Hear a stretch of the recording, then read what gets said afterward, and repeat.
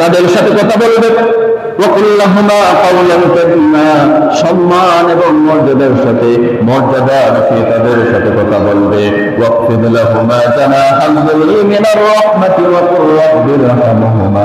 আর বলা হয় আমার রব, তাদের জন্য তাদের প্রতি আপনি এমন দয়াশীল হয়ে যান যেমন করে আমার পিতামাতা ছোট অবস্থায় শৈশবে আমাকে দয়া মায়ার সাথে লালন পালন করেছেন। সুবহানাল্লাহ।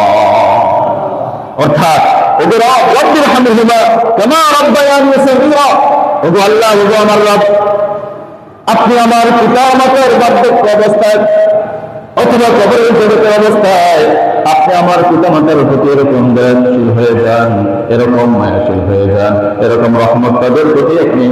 বর্ষণ করে দিন যেমন করে আমার পিতামাতা, আমি যখন শৈশব অবস্থায় ছিলাম, আমার মুখের কোনো ভাষা ছিল না, আমার কোনো শক্তি ছিল না, আমি হাঁটতে পারতাম না, চিবাতে পারতাম না, দাঁড়াতে পারতাম না, বলতে পারতাম না, বলার শক্তি ছিল না, যে অবস্থায় আমার পিতা মাতা, আমার মাতা আমাকে